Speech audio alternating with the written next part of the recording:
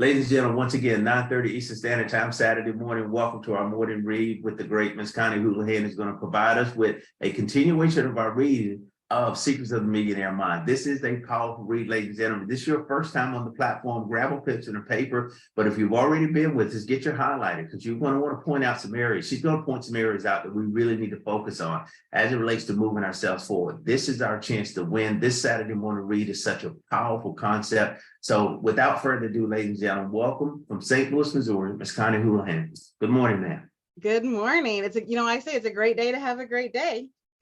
So we're going to get started. We're on page 49, and I just want to review a little bit to catch those of you up who may not have been with us yet. So one of the premises, obviously, it's Secrets of the Millionaire Mind. And so it begins with our thoughts. And our thoughts create our feelings then create our actions. So often we focus on our actions where we don't go back to what was the feeling that spawned that action and what was the thought that spawned that feeling. So it's thoughts create our feelings, and our feelings create our actions, and our actions then create our results. So if you're curious about what thoughts and feelings that you have that are producing the actions that are producing the results, look at your results and you can kind of go back from there. So this is such a powerful chapter. So this book does not have chapters. It's divided up a little differently. So we're starting part 2 on the wealth files, and it's on in my book, it's on page 49. So 17 ways rich people think and act differently from poor and middle class people.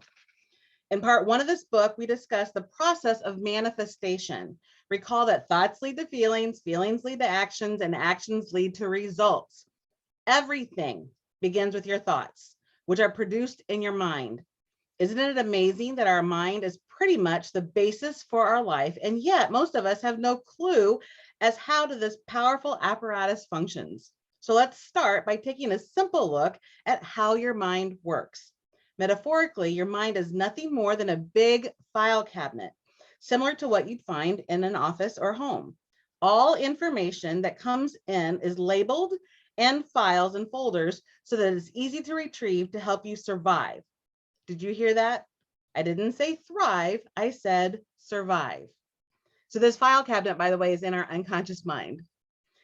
In every situation, you go to the files of your mind to determine how to respond. Say, for example, you're considering a financial opportunity. You automatically go to your files labeled money, and from there you decide what to do. The only thoughts you can have about money are what is stored in your money file. That's all you could think about because that's all that is in your mind under that category. So just get that. You think you have all these different options. The only thing that you have available to you is what that file says. So let's get curious about how to impact that. You decide based on what you believe is logical, sensible, and appropriate for you at the time. You make what you think is the right choice. The problem, however, is that your right choice may not be a successful choice. In fact, what makes perfect sense to you may consistently produce perfectly poor results. Then he goes on to, I'm going to just paraphrase, he goes on to describe his wife at the mall. And she found a purse and it matched her shoes, and it made perfect sense to her based on her money file to buy that purse. It was on sale. And she was looking for something to match her shoes. So she went ahead and bought it. So she didn't come up with that information because to not buy. So he goes on to say, we had $3,000 in debt. That never even occurred to her because she didn't come up with that information because no file in her head contained that. The file of when you're in debt, don't buy anymore was never installed in her and doesn't exist, which means that particular choice is not an option. Do you catch my drift? If you've got files in your cabinet that are non-supportive to financial success, those will be the only choices you can make. They'll be natural, automatic, and make perfect sense to you. But in the end, they will still produce financial failure or mediocrity at best. Conversely, if all you've got mind files that support financial success, you will naturally and automatically make decisions that produce success. You won't even have to think about it.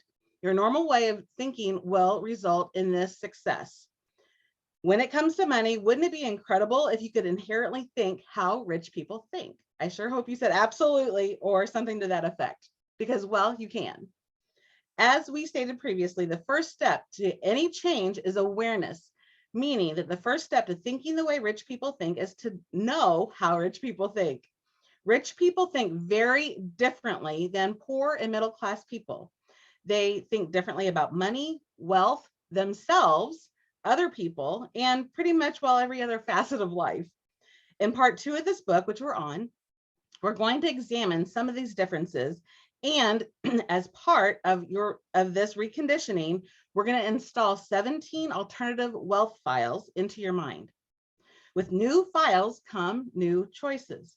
You could then catch yourself when you're thinking like poor and middle class people and consciously shift your focus to how rich people think.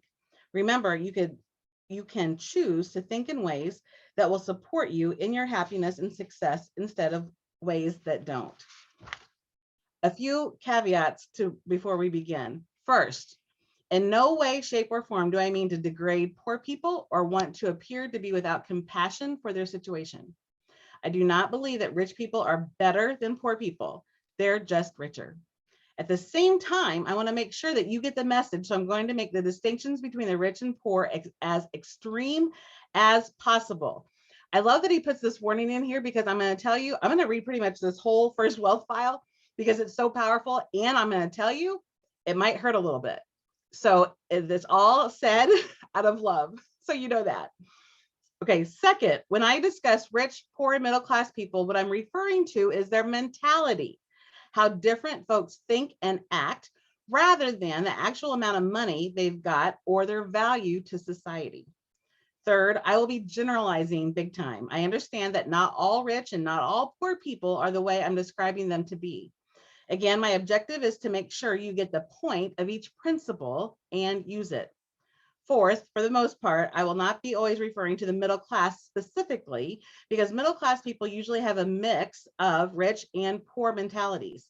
Again, my goal is for you to become aware of where you fit on the scale or thermostat, like we talked about last week, and to think more like the rich if you want to create more wealth. Fifth, several of the principles in this section may appear to deal with habits and actions than with ways of thinking. Remember, our actions come from our feelings, which come from our thoughts. Consequently, every rich action is preceded by a rich way of thinking. Finally, I'm going to ask you to be willing to let go of being right. This could be a challenging one for some of us.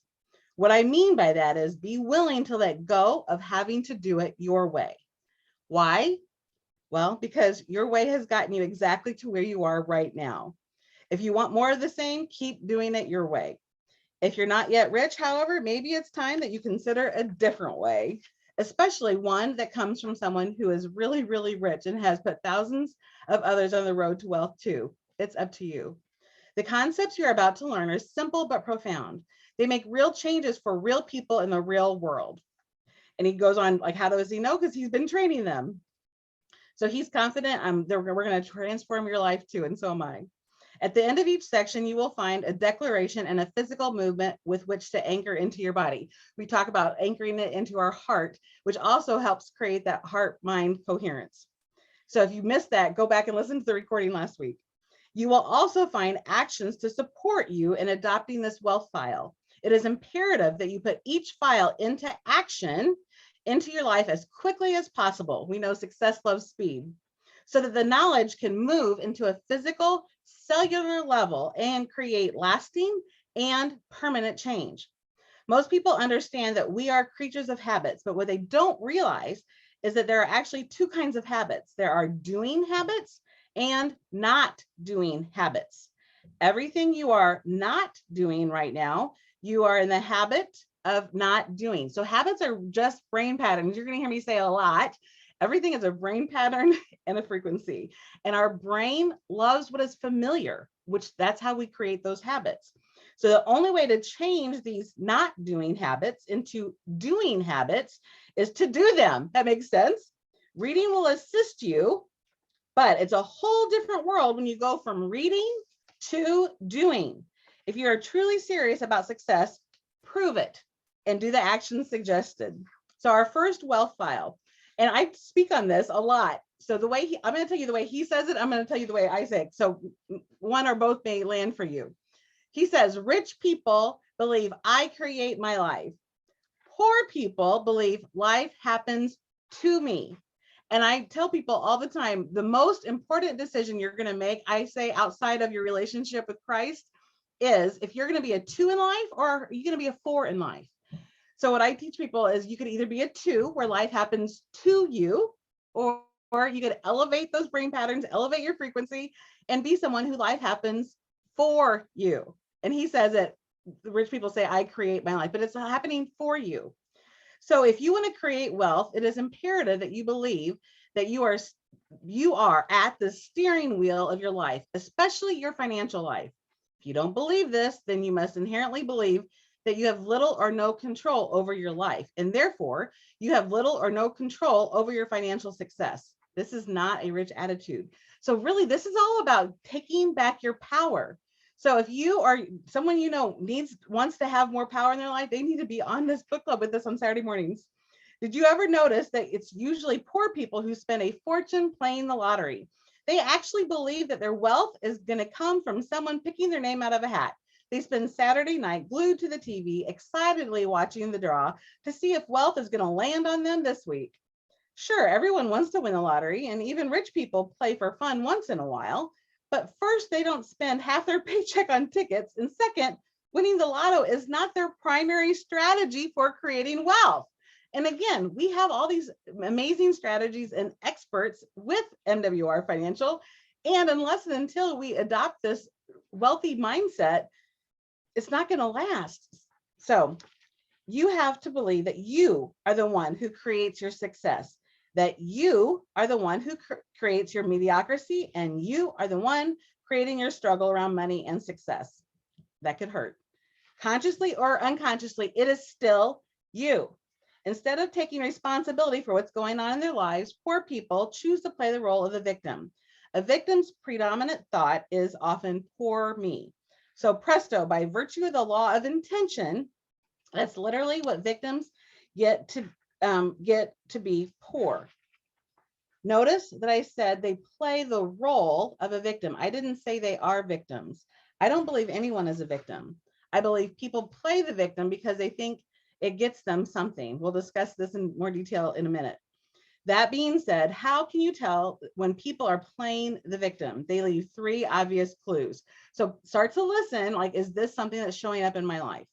Now, before we talk about these clues, I want you to realize that I fully understand that none of these ways of being has anything to do with anyone reading this book, but maybe, just maybe, you might know someone who could relate. And maybe, just maybe, you might know that person intimately. Either way, I suggest you pay close attention to this section. So victim clue number 1, like we talked about, was blame. When it comes to why they're not rich, most victims are professionals at the blame game. The object of this, so start to listen, like when you're thinking about your MWR business and its growth or stagnation or decline, start to see, do excuses pop up, or does responsibility pop up? The object of this game is to see how many people and circumstances can point the finger at without ever looking at yourself. So you're always, they say when one finger is pointing out, there's all the other fingers are pointing back to you. It's fun for victims, at least. Unfortunately, it's not that much of a blast for anyone else who is unlucky to be around them. That's because those who are in close proximity to victims become easy targets. And like we said earlier, everything's a brain pattern or frequency. Like those, that your environment that you are around, it makes such a huge difference. That's why I surround myself with, my friends like Dr. Gerald Parker, my business partners. I have some amazing, wealthy business partners. They are not, they had the right mindset. This is why they're in my life. Victims blame the economy. They blame the government. They blame the stock market. They blame their broker. They blame their type of business. They blame their employer. They blame their employees. They blame their manager. They blame the head office. They blame their upline. They blame their downline. They blame the customer service. They blame the shipping department. They blame their partner. They blame their spouse. They blame God. And of course, they always blame their parents. It's always someone else or something else that is to blame. The problem is anything or anyone but them. So victim number 2, justifying. If victims aren't blaming, you'll often find them justifying or rationalizing their situation by saying something like, money's not really important. So just think about, have those words escaped your lips, or the thought, or have you heard that from someone? Let me ask you this question. If you said that your husband or wife or your boyfriend or girlfriend or your partner or your friend weren't all that important, would any of them be around for long? I don't think so. And neither will money. So he talks about at his live seminars, participants come up to him and say, Harv, money's really not that important. I look them directly in the eye and say, you're broke, right? They usually look down at their feet and meekly reply with something like, well, right now I'm having a few financial challenges, but, and then he interrupts. No, it's not just right now. It's always. You've always been broke or close to it. Yes or yes. At this point, they usually nod their head in agreement and woefully return back to their seats, ready to now listen and learn. And they finally realize what a disastrous effect this one belief has had on their lives. Of course they're broke. Would you have a motorcycle if it wasn't important to you? Of course not. Would you have a pet parrot if it wasn't important to you? Of course not. In the same way, you don't have money. If you don't think money is important, you simply won't have any. You can dazzle your friends with this insight. Imagine you're in a conversation with a friend who tells you money's not important. Put your hand on your forehead and look up as though you are getting a message from the heavens and exclaim, you're broke. To which your shocked friend will undoubtedly respond, how did you know? Then you stretch your palm and you reply, well, what else do you want to know? That'll be $50, please. Let me put it bluntly. Anyone who says money isn't important doesn't have any. So I know I often get this excuse when I talk to people about our membership, and I always reframe the context, because I say this every week. Just this platform that Dr. Parker and Coach Benjamin and Wendell Phelps and Fernando Ramirez, and I mean, all of these amazing leaders that pour into us on a weekly basis, a daily basis, really, just this alone is worth $150. So when they say they don't have any money and money's not important, you already are hearing they have a poor mindset, and they need this more than anyone. So let me put this bluntly. Anyone who says money isn't important doesn't have any. Rich people understand the importance of money and the place it has in our society. On the other hand, people validate their financial ineptitude by using irrelevant comparisons. They'll argue, well, money isn't as important as love. Now, is that a comparison? Is that comparison dumb or what? What's more important, your arm or your leg? Maybe they're both important. Listen up, my friends. Money is extremely important in the areas in which it works, and extremely important in the areas in which it doesn't. Although love may make the world go round, it sure doesn't pay for the building of any hospitals, churches, or homes, and it also doesn't feed anybody. Not convinced? Try paying your bills with love. Still not sure? Then pop over to the bank and try to depositing some love and see what happens. I'll save you the trouble. The teller will look at you as if you've gone AWOL from the loony bin and scream only one word: security. No rich people believe that money is not important. Let me say that again. No rich people believe money is not important. And if I fail to persuade you and still somehow believe that money is not important, then I only have 2 words for you. You're broke. I didn't say you're broken. I said, if this is your belief, you're broke, and you will always be until you eradicate that non-supportive file, that non-supportive brain pattern from your financial blueprint. Victim clue number 3, complaining. Complaining is the absolute worst possible thing you could do for your health or for your wealth. The worst. Why? He says, I'm a big believer in the universal law that says what you focus on expands. So here's like some nerd stuff. There's a part of our brain called the reticular activating system. This is a scientific principle. People think, oh, so that's some woo. That is not some woo. It is part of our brain. We have a reticular activating system that will hone in on things that are important to you. That's why when you're in a crowd and you hear your name, because your name's important to you, you'll turn and look. Or if you hear your child's name, you'll turn and look. Or after you bought that new car that you've been, saving for, and all of a sudden, like I have to tell you, I never saw, I have a BMW X5 that I earned with this company in the beginning of the company, before, when they had a comp plan that had the car program. I never saw BMW X5s ever. Like I never saw one until I have mine. Then all of a sudden they're everywhere because my reticular activating system, it focuses on what's important to me. So what you focus on expands. When you are complaining, what you are focusing on, what's right with your life or what's wrong with your life, you are obviously focusing on what's wrong with it. And since what you focus on expands, you'll keep getting more of what's wrong. It's actually like you're praying for something you don't want. Let me say that again. When you are complaining, it is as if you are praying for what you do not want. Write that down. Many teachers in the personal development field talk about the law of attraction. It states that like attracts like, meaning that when you are complaining, you are actually attracting crap into your life. When you are complaining, you become a living, breathing crap magnet. I love how he says that, and it's the truth. Have you ever noticed that complainers usually have a tough life? It seems that everything that could go wrong does go wrong for them. They say, of course I complain. Look at how crappy my life is. No, it's because you complain that your life is so crappy. He says, shut up and don't stand near to me. Again, like your environment matters. This is why we pour into you. This is why you want to go close to this leadership team that is the model of what you're going for, right? Like everybody on here, I assert, wants to hit at least regional, if not 1, 2, 3, 4, 5, and beyond. And you all of you have absolutely the access to that as anyone else on this call has. You can do it. Let's start with our mind, which brings us to another point. You have to make darn sure not to put yourself in the proximity of complainers. If you absolutely have to be nearby, make sure that you bring a steel umbrella, or the crap meant for them will get on you too, which I'm telling you, this is a truth. Like brain patterns and frequencies, that is a frequency that you are surrounding yourself in. I recommend, like, let's elevate it, right? I stay far away from complainers as possible because their negative energy is infectious. I say it's contagious.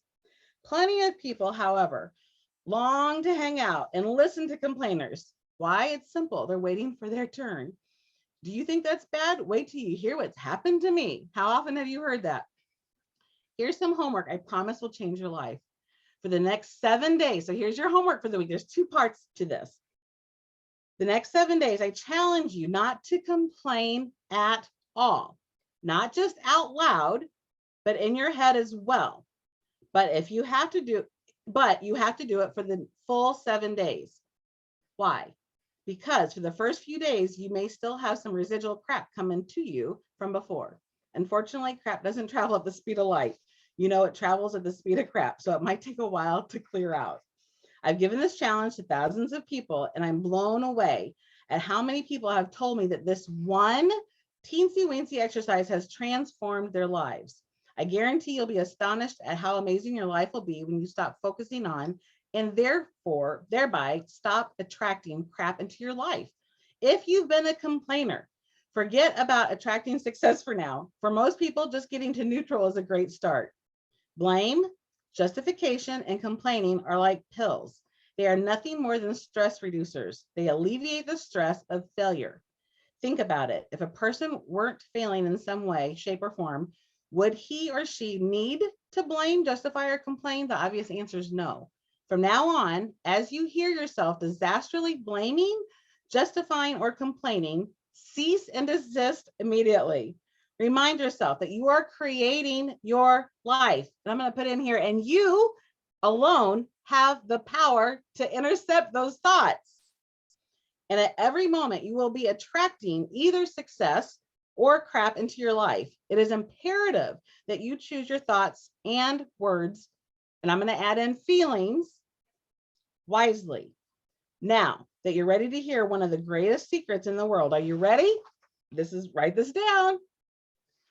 There is no such thing as a really rich victim. Did you get that? I'll say it again. There's no such thing as a really rich victim. Besides, who would listen? You know, I got a scratch in my yacht, to which almost anyone would say, who gives a hoot?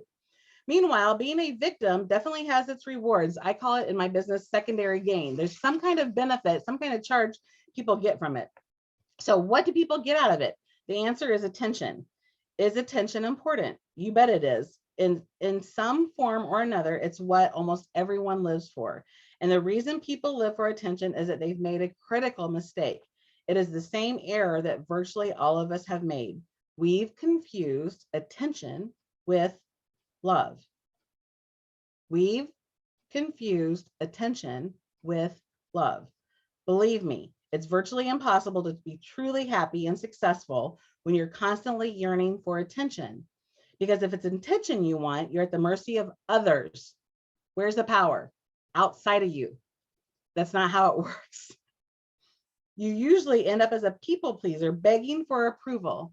Attention seeking is also a problem because people tend to do stupid things to get it. It is imperative to unhook attention and love for a number of reasons. First, you'll be more successful. Second, you'll be happier. Third, you will find that true love in your life. So for the most part, when people confuse love with attention, they don't love each other in the true spiritual sense of the word. They love each other largely from the place of their ego, as in, I love what you do for me. Therefore, the relationship is really about the individual and not about the other person, or at least the both of you. By disconnecting attention from love, you will be freed up to love another for who they are rather than what they do for you. Now, as I said, and see, you just thought this was about money. It's about all parts of your life. Now, as I said, there's no such thing as a rich victim. So to stay a victim, attention seekers make darn sure they never get rich. It's time to decide. You can either be a victim or you can be rich, but you cannot be both. Let me say that again. You can either be a victim or you can be rich. You cannot be both. Listen up. Every time, and I mean every time, you blame, justify, or complain, you are slitting your financial throat. I'm going to say that again. Every time you blame, justify, or complain, you are slitting your financial throat. Sure, it would be nice to use a kinder and gentler metaphor, but forget it. I'm not interested in kind or gentle right now. I'm interested in helping you see exactly what the heck you're doing to yourself. Later, once you get rich, we can be kinder and gentler. How's that? And people who work with me know that's how I am. I love this guy. It's time to take back your power. Let me say that again. It is time. Today is time to take back your power and acknowledge that you create everything that is in your life and everything that is not in it. Realize that you create your wealth, your non-wealth, and every level in between. So here's our declaration. We're going to touch our heart, right? Slow our breathing down so our heart and our brain go into coherence. Feel that appreciation that we have this opportunity. Feel compassion for yourself. I talk about blameless discernment in my coaching practice. This is not about blame. This is about awareness. So we're going to touch our heart and say, I create the exact level of my financial success. We're going to say that again. I create the exact level of my financial success. And then of course we point to our brain. I have a millionaire mind. So here's some actions. We're almost done. I can't wait to hear what people are getting. Every time you catch yourself blaming, justifying, or complaining, slide your index finger across your neck as a trigger to remind yourself that you are slitting your financial throat. Once again, even though this gesture may seem a little crude to you to do to yourself, it's no more crude to what you're already doing to yourself by blaming, justifying, or complaining. And it'll eventually work to alleviate those destructive habits. The second thing is do a debrief. At the end of each day, write down one thing that went well, one thing that didn't. Then write the answer to the following question. How did I create each of these situations? So you're going to ask one thing that went well, one thing that didn't go as well as had hoped. How did I create each of these situations? Because again, we said rich people know, they think I create my life. So we're going to ask, how did I create each of these situations? If others were involved, then ask yourself, what was my part in creating each of these situations? This exercise will keep you accountable for your life and make you aware of the strategies that are not working for you, or the strategies that are working for you and the strategies that are not. So again, I'm going to share something else. When in my preparation for this, I was taking notes. The brain loves the familiar, right? The brain pattern. So we're going to be creating new brain patterns this week that might feel a little uncomfortable because it's that familiar feeling that makes us feel safe. However, how is that working for you? Our mind's job is to make our thoughts real.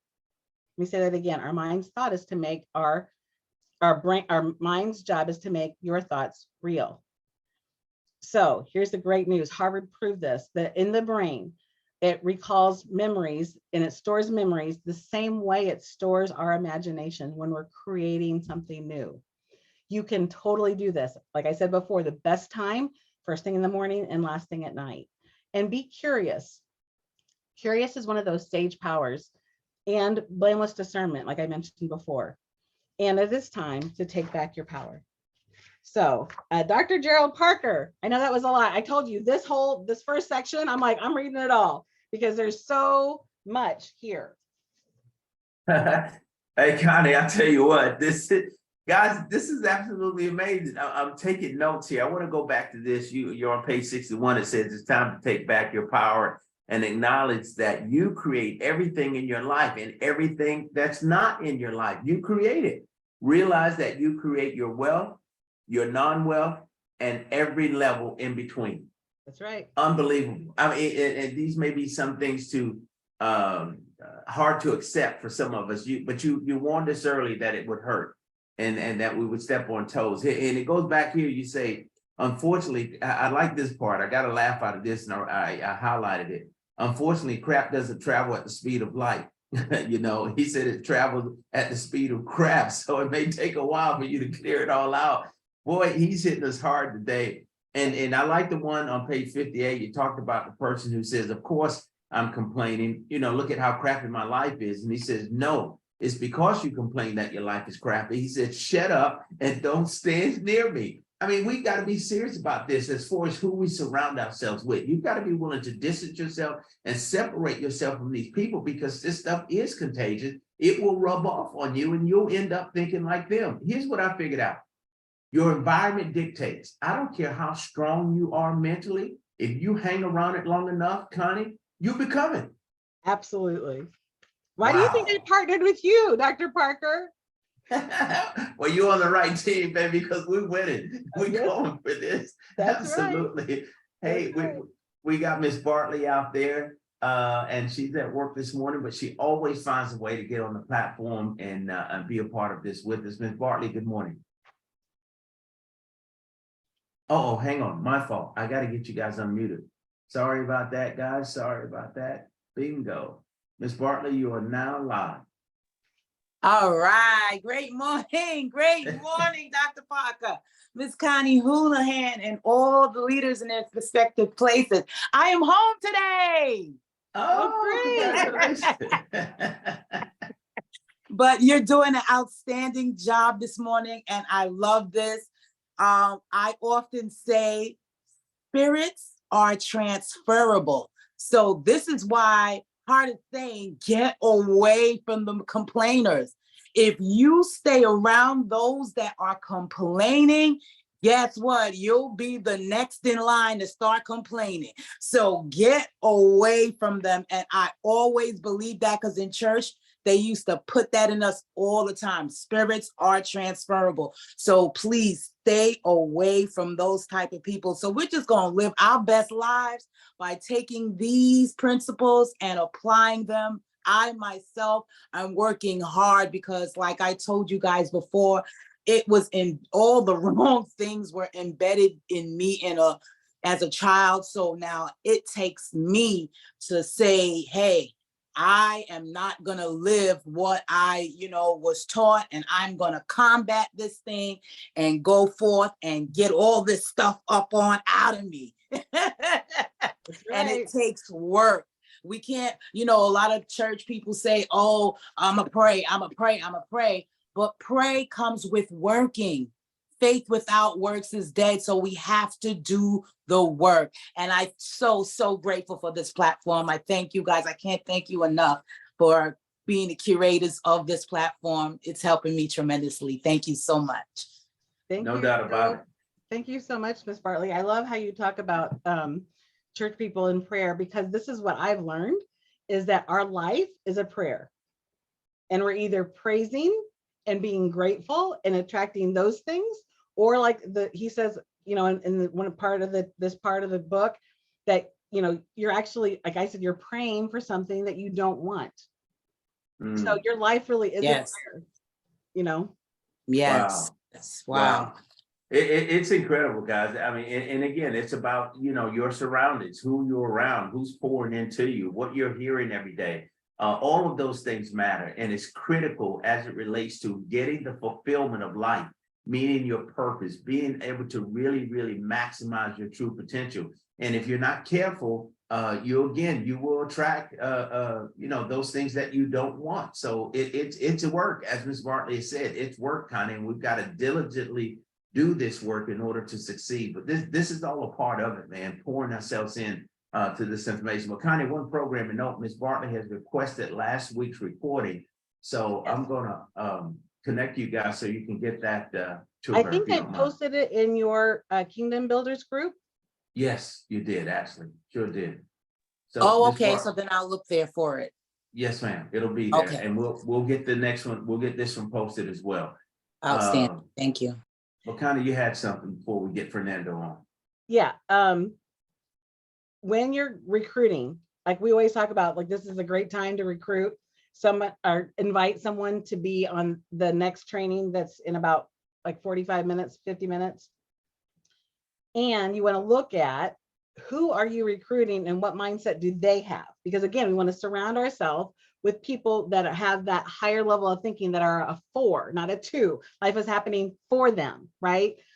And so when you're inviting people to be on the team with you, to me, that's who I invite. I don't invite people who are that have a negative mindset, because I frankly don't want to deal with them. I have enough stress already, just in the inherent nature of what is going on in my world. I am very intentional about who is in my environment and who's in my world. And so I don't just invite anyone to be part of this. And I tell them, like, this is by invitation only. Like, I don't just let anybody. Now, I can't say what happens in my downline, and I impart this on my team, like, recruit, or at least at the same level you are as a peer, if you have the correct money mindset. So I just wanted to put that in there as you're building our business, because this is great information for your life. And our intention is to have a massively successful MWR business. So that's something I just want to make sure you put in, like, as you're looking at who deserves to be in my business, who deserves to be in my sphere, look at, like, what is their money mindset. So thank you, Record.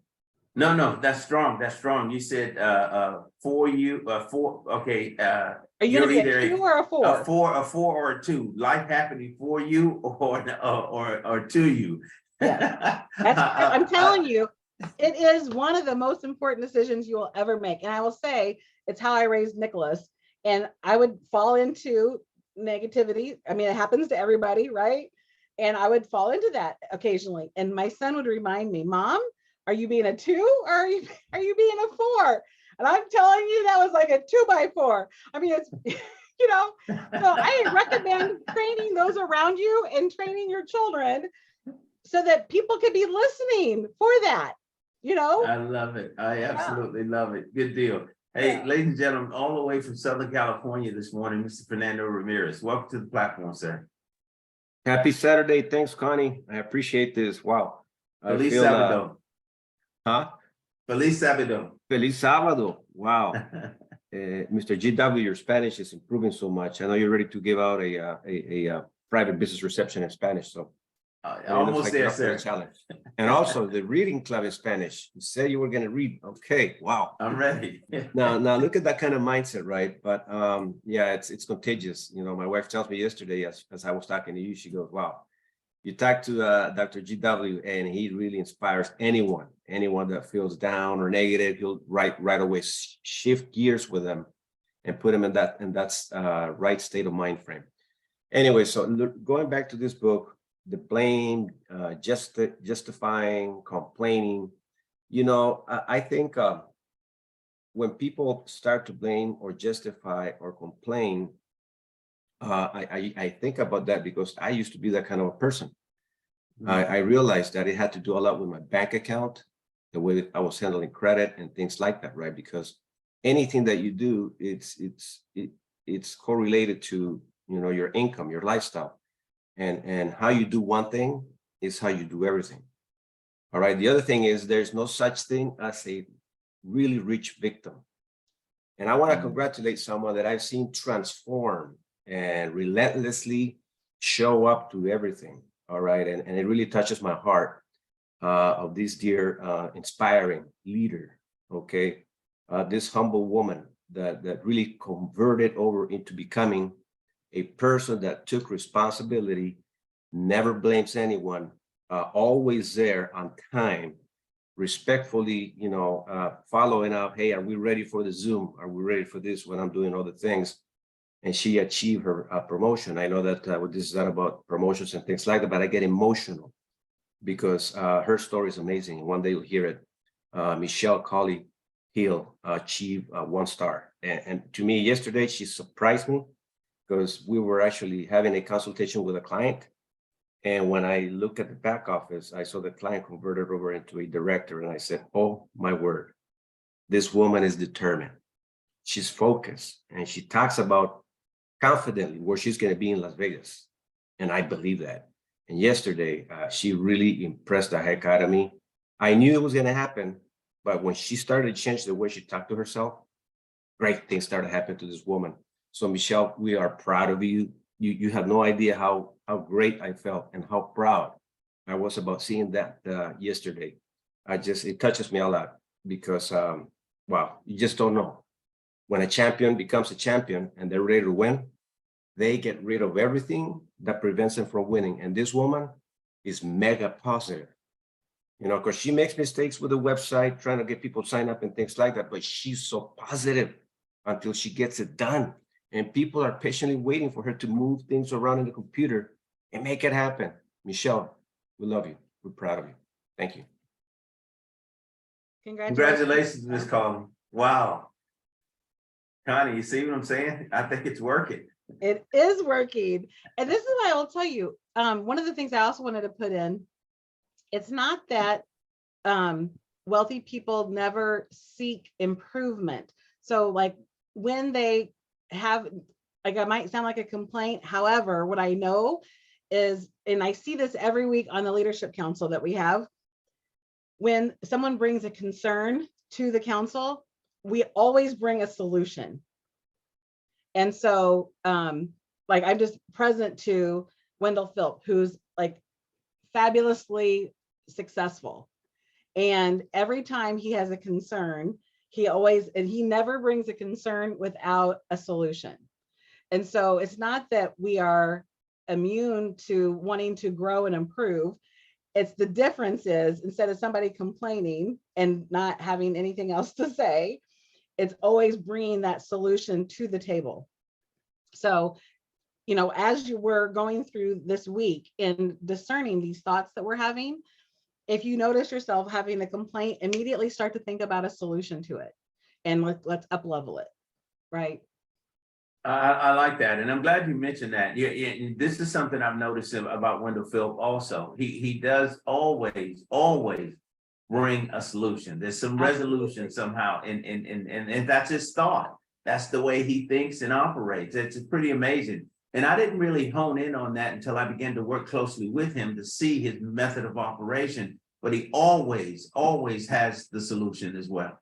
I love that. I love He's that about massively him. successful. So like, who doesn't want to be around that? So again, I'm going to plug tonight's training. It's 7:30 Central Time. You definitely want to be on, because I'm telling you, success loves speed. You want to, and the environment is contagious. You want to be on around other successful leaders. So plug in as often as you can. So you don't want to miss tonight with the fabulous, high energy, high vibration Wendell Philp, for sure. Top trainer in the industry, no question about it. Absolutely. 8 o'clock Eastern Standard Time tonight, ladies and gentlemen. 8 o'clock Eastern Standard Time tonight. Be on that training. It is exciting. Same platform that you accessed this morning. To get to that, you'll need zoom.mwrkingdombuilders.com. And prior to 8 o'clock, just a little while, at 11 a.m. this morning, 11 a.m. Eastern Standard Time, none other than the great Benjamin McCray is going to be doing a complete overview, as he does every Saturday morning. So that would be the time to get your prospects in front of the MWR Financial Opportunity, ladies and gentlemen. So we roll out of this right into that 11 o'clock session. It is exciting. Load up that platform. You want people closed out and you want them to see and hear what all the excitement is about. There's no better presenter than who you'll see this morning at 11 a.m., Mr. Benjamin McCray. Well, guys, who else is out there? Anything else before we wrap up? I think Miss McCauley Hill. Mr. Parker and Ms. Houlihan, Coach Ben, Wendell Phillip, my whole MWR Kingdom Builders family, I would like to thank you all, because there have been times when the 2 overtook the 4, but now the 4 is here. And remember, Mr. Parker, ain't no stopping us now. So thank you all. And Fernando, thank you so much for believing in me and sticking by me. I love it, guys. That is awesome. And that's what it's all about. Ms. McCauley, we are so proud of you and so excited for you. Let us guys continue to pour into each other and do these kinds of things. These exercises are phenomenal. They're going to pay off. We just got to be consistent and continue to, watch our environment, surround ourselves with the right people, pour the right things into you, and you will begin to develop. No question about it. Connie, closing remarks before we leave. Well, I just want to remind everybody that you have the power within you. You have everything you need to be fabulously wealthy and successful. Plug in and do the work. It is worth it. So this, you have homework this week if you choose to accept it and really are seriously committed to up leveling. So start paying attention to those thoughts. And again, thoughts create our feelings, which create our actions, which create our results. So again, I would say before you start inviting, get yourself into the right mindset and make sure you're talking to people who have the similar mindset as you do. So we really have no excuses not to be fabulously successful with this, between this platform and my gosh, if you did not see Mr. House on Wednesday night and all of the new amazing things that are there for us, go back and, YouTube has the recording, Facebook has the recording, listen to that. We really do have everything we need. And so you are the only person that's in your way of massive success. Wow, no question about it. Absolutely, guys. And that's kind of said. Please go back and look at that again, that Wednesday night event that was hosted by Corporate with Brian House, and all the enhancements, things that have been added. They've just given us more tools to succeed. That's the beauty of it. So we've got a chance again to really win. And I'm convinced that MWR Financial, as it relates to the opportunity, is the new American economy. So all we've got to do is plug in, guys. We've got what we need now. So with that being said, for those of you who don't have anything else planned between now and 11, just stay on the platform. You're going to come right back to this, zoom.mwrkingdombuilders.com at 11 a.m., just a little while away from here, and you're going to hear from the great Benjamin McCray. So Coach McCray, any encouraging words or things to say before you come on, sir? Hey, man, listen, I'm multitasking, got my son over here, but absolutely amazing. I just simply love what we're building here. This truly is a family. It's a movement. It's a mastermind. When they say make wealth real, we're doing all the things that's necessary to make that happen. So let's rock it out. I look forward to seeing everybody at the top of the hour. Thank you, All sir. right, my friend. We'll see you at 11. Guys, enjoy the rest of your day. Let's go get it done. And when those crappy people with those negative thoughts get around you, just tell them to get away from you. Shut up. Exactly. Don't stand next to me. Don't get your crap on me. That's right. Thank you. Thank you again, Connie. My pleasure. All right, guys. Have a great day. See you at 11.